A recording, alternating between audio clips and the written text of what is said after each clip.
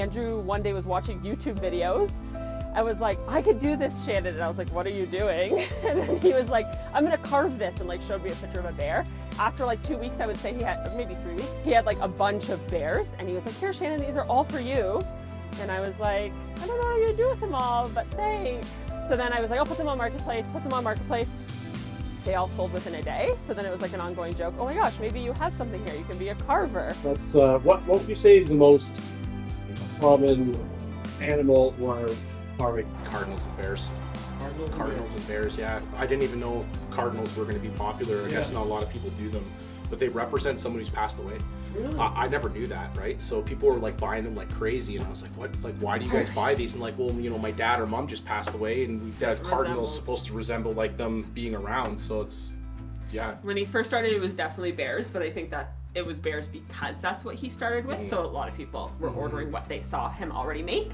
But then he just like made one cardinal, and then all of a sudden it was like cardinal after cardinal after cardinal, and it still is to this day. Cardinal by far is our top seller. Yeah, cardinals and bears. And then we are getting a lot of like weird stuff like this now. Like I did one. It was like a 10-foot Sasquatch or something like that. So walk us through the process from standing tree to giant cowboy. Yeah. Pretty much like these logs here were all from the property and everything like that. So usually I have like once a month, I'll go back in there, I'll cut down only what I need for that month. I don't, if they're laying on the ground for too long, they tend to go bad or they get bugs in them.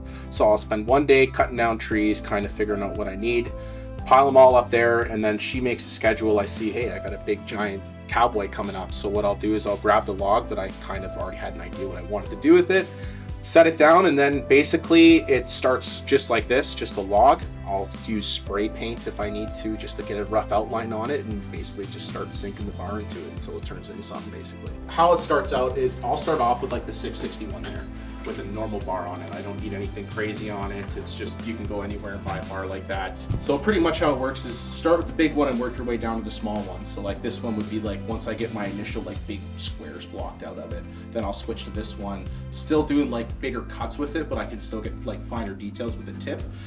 This one, pretty much once I get into this guy, it's fur texture, nothing crazy, like just smaller cuts and everything like that. And then this one is literally just all for detail. So like I'll use this saw and I'll get like all like the little fur and curves and everything like that, and all the deep stuff and whatnot with just this saw right here. So I don't know what happened. I'm pretty much like, I got obsessed with it, was like my biggest problem, right? So he was like watching video after video. All I do is watch videos. Like when I'm done work, I'm watching videos of like chainsaw carving, and like I don't even watch what they're carving. I'm more watching like how they hold the saws, or like what they're doing with the tips to get certain textures and everything like that. Because pretty much like these birds are all chainsaw other than the beak and the eye, right? So like everything else is all chainsaw on it. Like I do use different like chisels and hand tools and stuff depending on, like this one has obviously more into it than just the birds, but it really kind of depends like what the client's looking for. What a life shift. It, honestly, yeah. It's a 360. I never thought in my wildest dreams that I would be a chainsaw carver. And when I remember like when I was saying to all my buddies, like, I'm gonna be a chainsaw carver, they all laughed at me, right? Like everybody literally laughed at me. So I thought to myself, like, what can I call the business? And that's how we came up Against the Grain, because I was kind of like not doing what everyone said to do.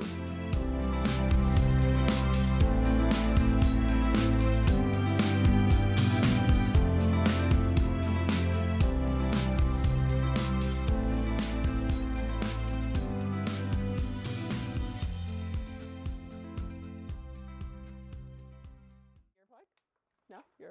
This chainsaw is very loud. I call it the neighbor hater.